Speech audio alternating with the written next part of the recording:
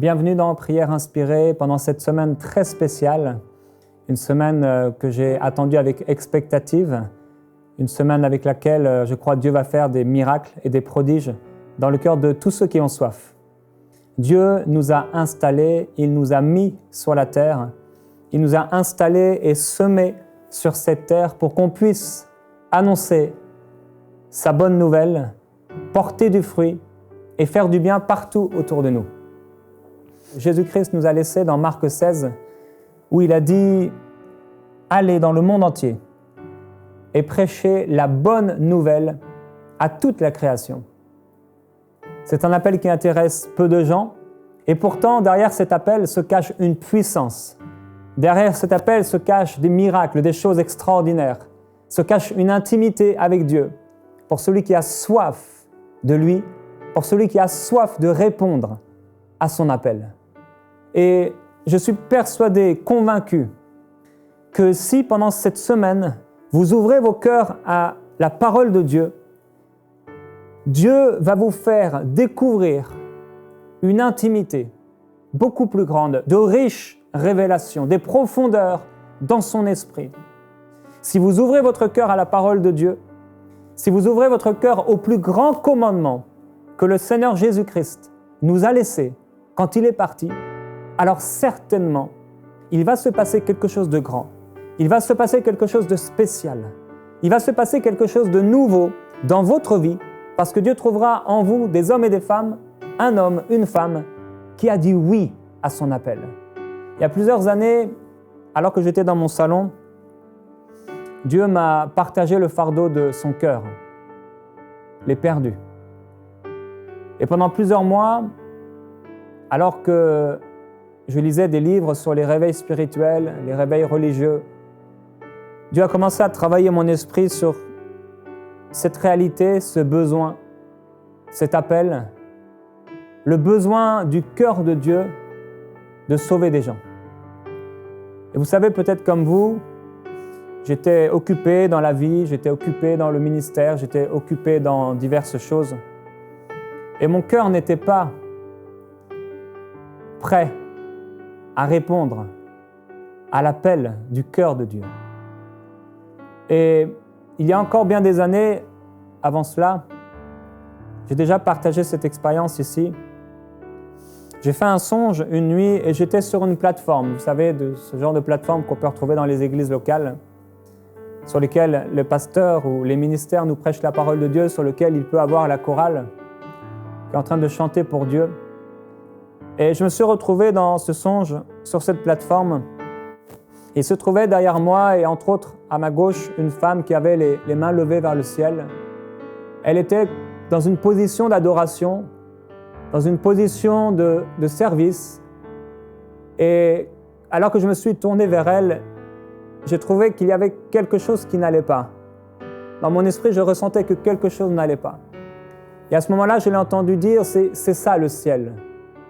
Comme si elle était arrivée, comme si elle était au bout, comme si elle était entrée dans ce que Dieu avait prévu pour elle. Et je ressentais dans mon esprit que quelque chose n'allait pas.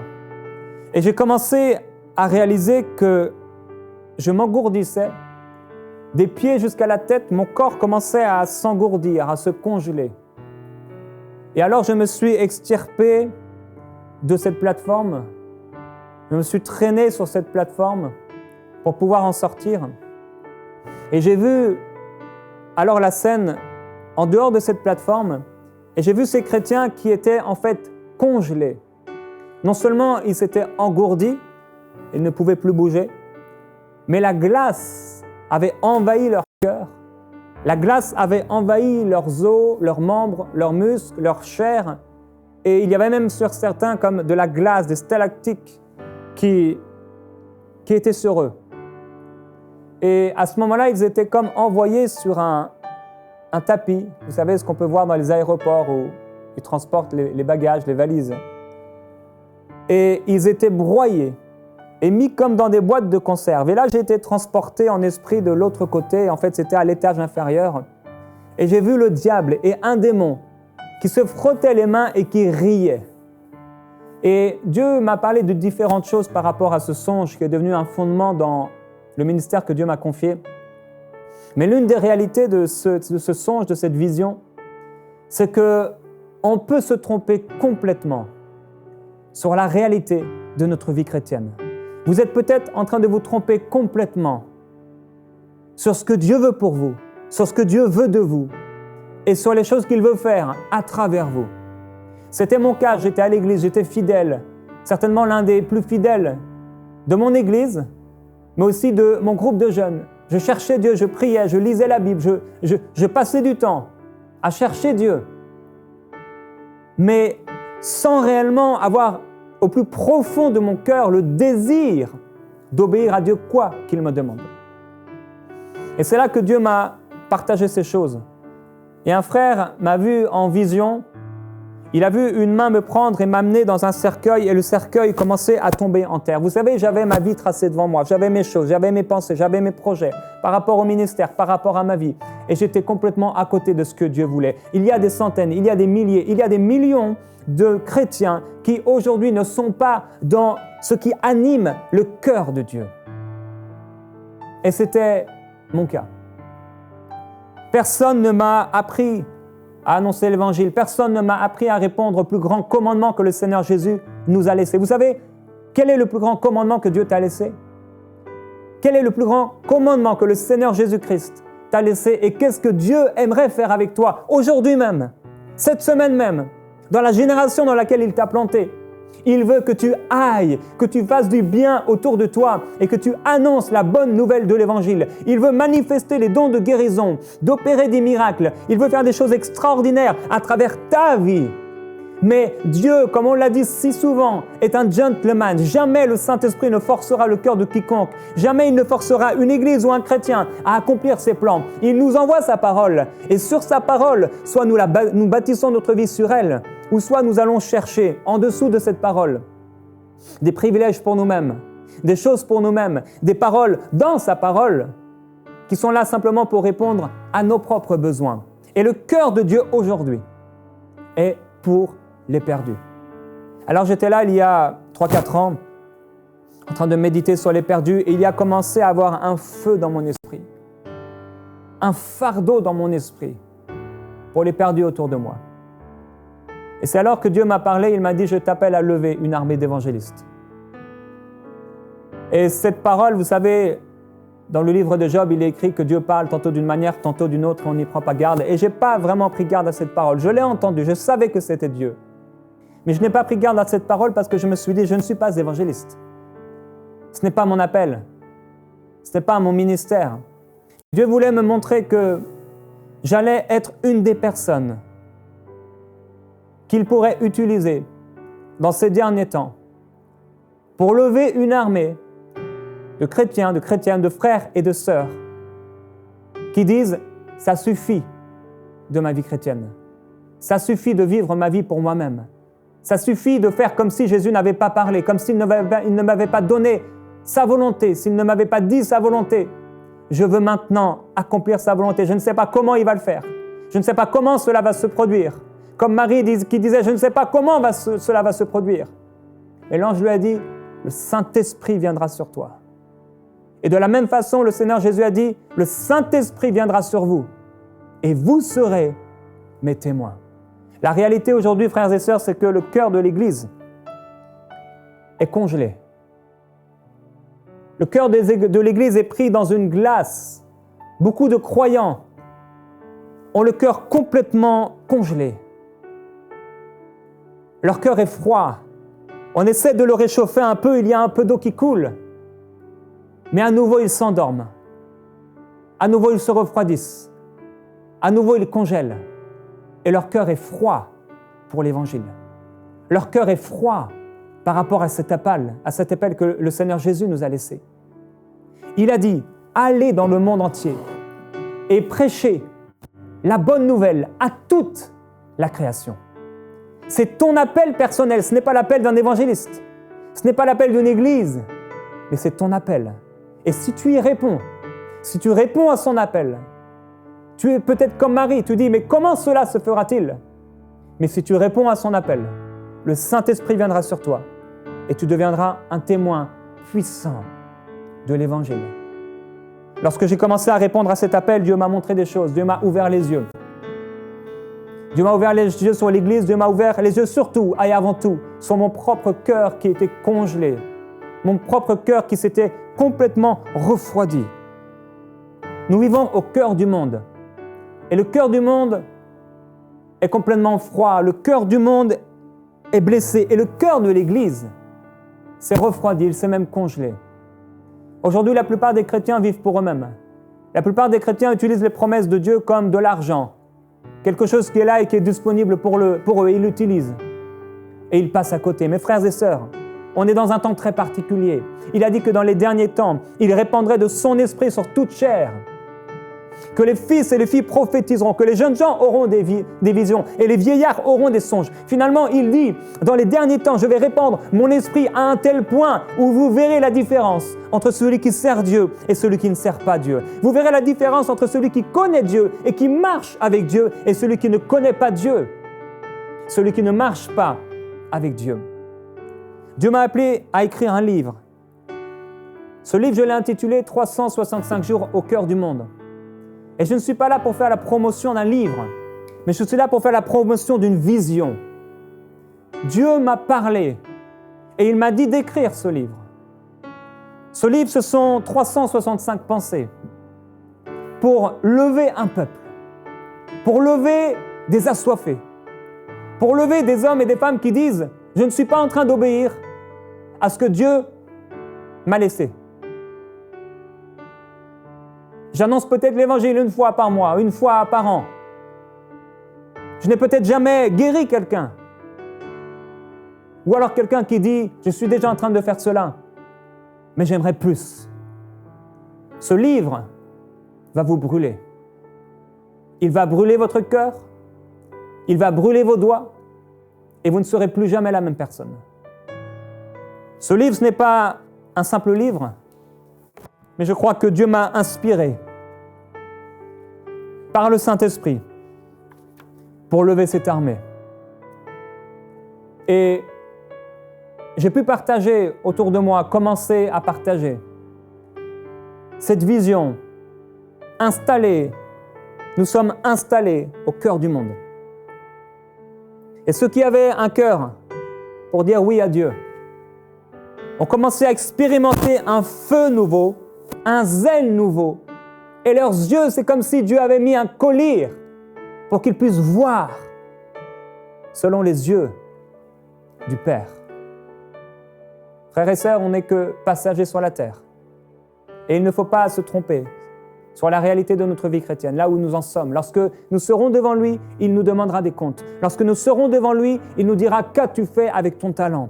Qu'as-tu fait avec tes talents? Qu'as-tu fait avec ma parole? La seule parole que je t'ai laissée. Lorsque je suis parti, je t'ai dit « Va dans le monde entier et prêche la bonne nouvelle à toute la création. » Je t'ai dit « Le Saint-Esprit viendra sur toi et tu seras mon témoin. » On aura à rendre compte, frères et sœurs, de la façon dont on a répondu à cet appel. Et aujourd'hui, dans ta propre vie, le Saint-Esprit veut t'éclairer.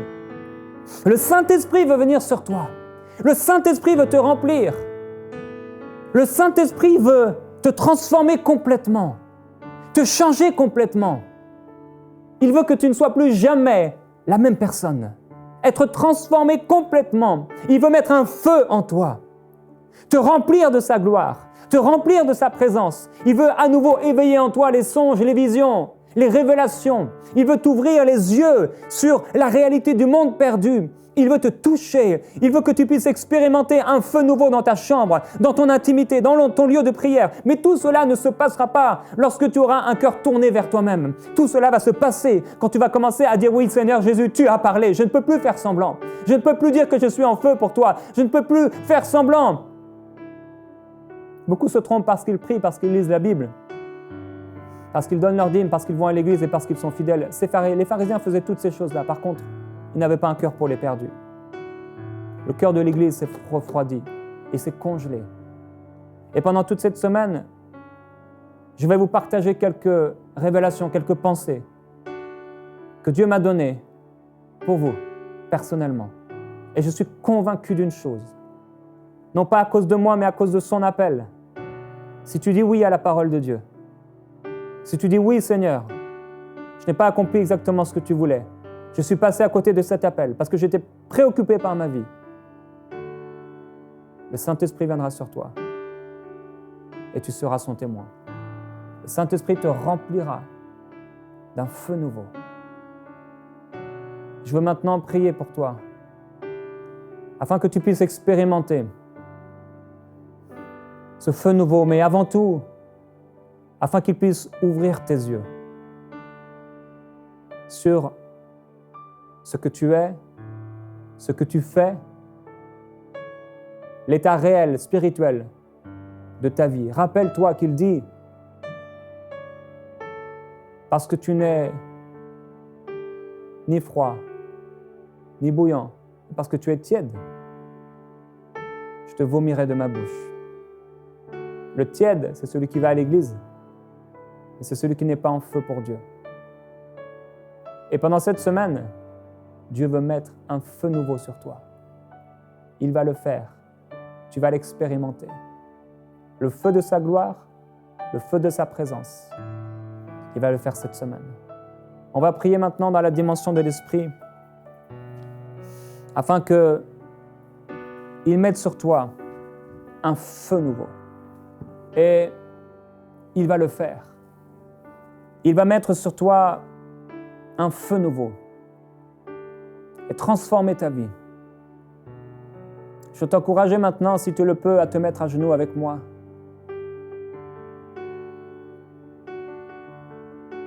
Et à demander au Saint-Esprit, est-ce que je me trompe? Est-ce que je me trompe sur l'état spirituel de ma vie? Est-ce que je me suis trompé sur mon appel? Est-ce que je me suis trompé en étant tellement préoccupé par le monde, les transports, le travail, la famille, la maison, les factures? Esprit de Dieu,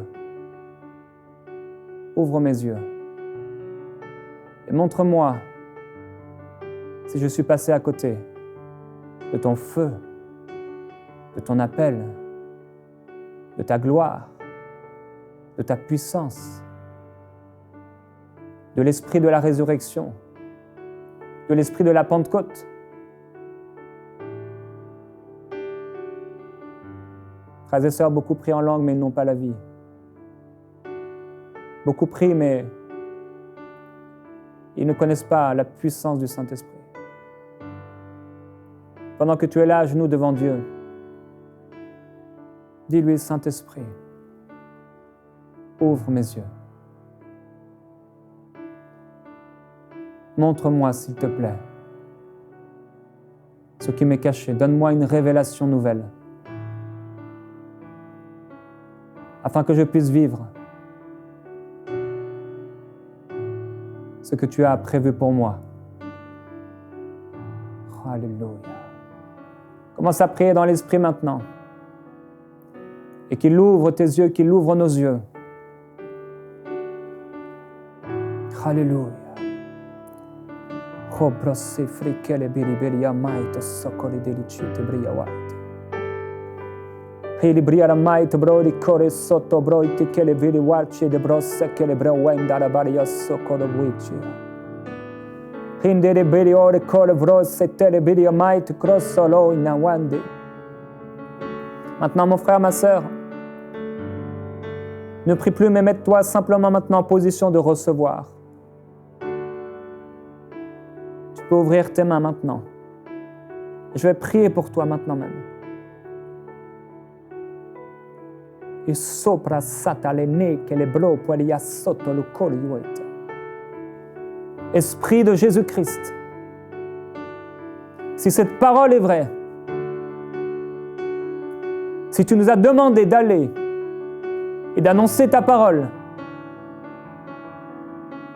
et si mon frère qui m'écoute, si ma sœur qui m'écoute est passée à côté, je te demande maintenant même d'attester dans son esprit que ces paroles sont véridiques, que tu l'appelles à se lever et à briller au cœur du monde, à faire la différence au cœur du monde, à bouleverser le monde, à sauver le monde perdu. Esprit de Dieu, remplis maintenant son cœur. Remplis sa vie et son esprit. Que sa vie ne soit plus jamais la même. Je déclare le feu, Seigneur. Ton feu qui réveille. Ton feu qui vient embraser. Qui vient nous enflammer pour les perdus. Pour le monde perdu, pour ton royaume. Père, je prie que ta gloire s'installe dans cette personne. Qu'elle ne perde plus son temps à aller à droite et à gauche. Qu'elle ne perde plus son temps préoccupée par le travail, préoccupée par les soucis de la vie, les richesses du monde présent, les convoitises, l'atmosphère et les choses de ce monde. Mais qu'au cœur du monde, là où tu l'as placé, il porte du fruit, un fruit abondant. Qu'il voit ta gloire, des choses extraordinaires se passer. Qu'il soit inspiré comme jamais auparavant. Père, je prie que cet esprit de révélation qui m'a touché et qui a transformé l'état de mon cœur, qui était tiède, qui était froid, qui était congelé, ce même esprit de résurrection descende sur lui maintenant, descende sur elle maintenant. Esprit de Jésus, enflamme-le, enflamme-la pour ta gloire. Je prie que maintenant même, une révélation descende dans son cœur et que cela appuie, presse son cœur, l'amène à plier les genoux devant toi et s'humilier. Pardonne-nous, Seigneur, pardonne-moi, Seigneur. J'ai oublié mon appel. J'ai oublié ce pourquoi tu m'as planté. J'ai oublié ce pourquoi tu m'as envoyé le Saint-Esprit. J'ai oublié ce pourquoi tu m'as sauvé. Tu as dit dans ta parole, celui qui veut garder sa vie pour lui-même, il la perdra. Mais celui qui la perdra à cause de l'Évangile, la retrouvera. Père, je prie que personne ne garde sa vie pour ses loisirs, ses projets personnels, ses ambitions, son mariage, son travail, ses affaires, son ministère. Et qu'ils puissent faire le choix aujourd'hui de perdre leur vie pour toi. Mon frère, ma sœur, tu as ce choix maintenant qui t'est proposé par le Saint-Esprit. Je ne peux pas le faire à ta place. Toi seul peux le faire. Tu peux réaliser la grandeur de cet appel. Si tu peux réaliser l'immense importance de ce moment, de cette réponse que tu vas donner dans les prochaines secondes. Le Saint-Esprit maintenant, de la même façon qu'il a dit « Mettez-moi à part, Paul et Barnabas, pour l'œuvre à laquelle je les ai appelés », le même Saint-Esprit te dit maintenant « Est-ce que tu veux répondre à cet appel ? Est-ce que tu veux dire oui ? Est-ce que tu es prêt à abandonner ta vie pour annoncer l'Évangile autour de toi ? Est-ce que tu es prêt à abandonner ta vie afin que je te remplisse de ma présence, de mon onction, de mon esprit, de mes forces, de ma vision, de mon appel, de mon cœur.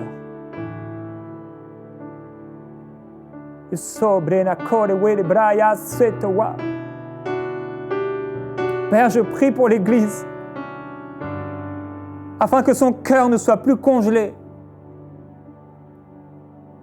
et que son cœur soit enflammé pour ton royaume, enflammé pour les perdus.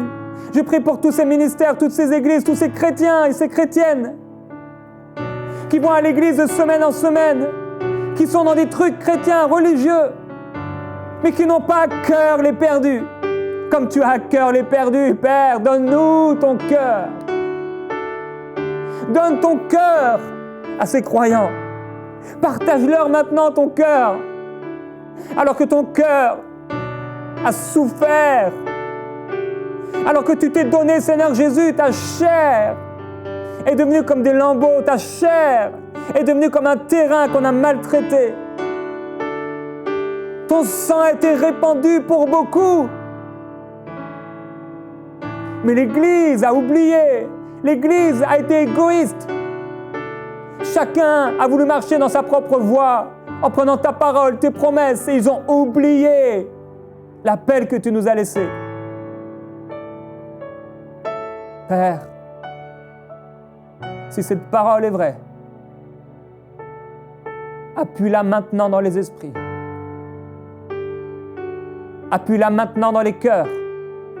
Atteste maintenant ta parole.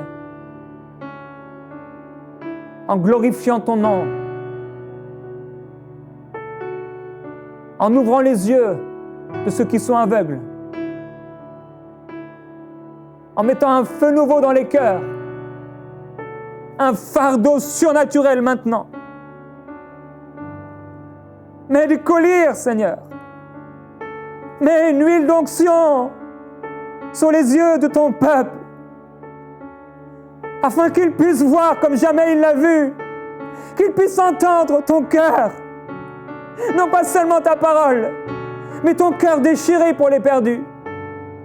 Non pas seulement la parole d'un homme, une prédication, un ministère, un homme, mais ton cœur déchiré pour ceux qui sont perdus, ton cœur déchiré pour ceux qui vont en enfer, ton cœur déchiré pour l'homme, la femme que tu as créé à ton image et qui est en route vers l'enfer éternel.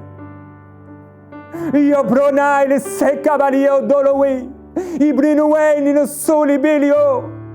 Lève cette armée, Seigneur, par ta force et par ta puissance, qu'elle se lève, qu'elle se lève, qu'elle se lève. Je prie qu'ils disent oui. Je prie qu'elles disent oui aujourd'hui à ton appel. Que ces pensées soient bouleversées maintenant. Je prie que ces pensées soient obsédées par ton royaume, obsédées par cet appel. Je prie que ces pensées soient transformées. Esprit de Jésus, viens comme un manteau couvrir leurs pensées. Viens maintenant couvrir leurs pensées de ta vision pour les perdus. Glorieux Jésus-Christ, viens maintenant, Père, je t'en prie, dans les prochaines minutes, dans les prochaines heures, cette nuit même, mettre un fardeau sur lui, sur elle. Un fardeau nouveau, un poids de gloire. Que ton feu descende et embrase les cœurs. Que ton feu descende et transforme les vies. Dans le nom de Jésus-Christ.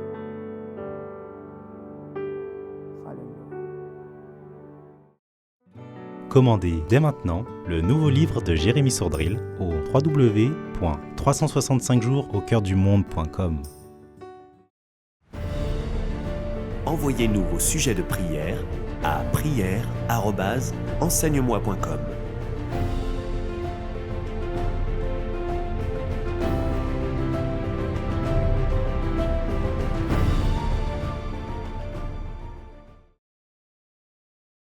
Cette émission est rendue possible grâce au précieux soutien des partenaires d'Enseigne-moi Canal International.